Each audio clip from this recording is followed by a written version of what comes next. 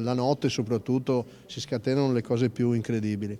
Noi ci stiamo dando da fare, evidentemente è un problema di sicurezza pubblica. Io ho visto gente che parla di questioni sociali, eccetera, non c'entra niente. Che uno giri col coltello, accoltella una persona di notte per futili motivi, non c'è nulla di sociale. Semplicemente abbiamo bisogno di norme anche giuridiche che consentono di tenere questa gente, io ho detto già, in cella almeno per qualche notte.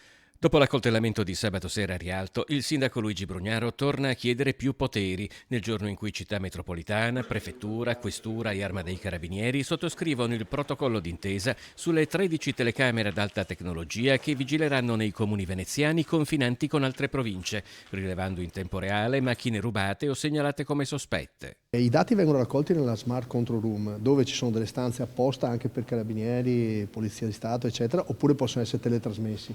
Chiaramente l'idea è quella di trasmettere direttamente alla pattuglia, dovesse mettersi nelle prossimità dei portali per fare appunto le fermate in sicurezza. È chiaro che lì ogni comando è autonomo per organizzarsi come crede. Noi mettiamo a disposizione il servizio tecnologico. Al momento le super telecamere sono attive sulle strade provinciali dei comuni di Gruaro, Teglio Veneto, Annone Veneto, Ceggia, Fossalta di Piave, Fossò e Cona e nei due sensi di marcia del Ponte della Libertà.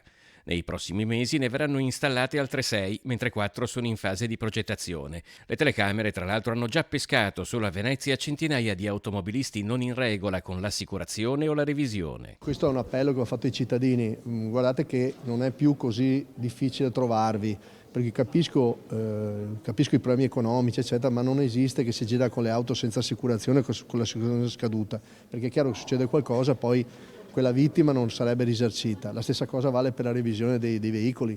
Purtroppo guardiamo le scadenze, controlliamo i libretti, facciamo le cose per bene, perché insomma noi dobbiamo applicare la legge.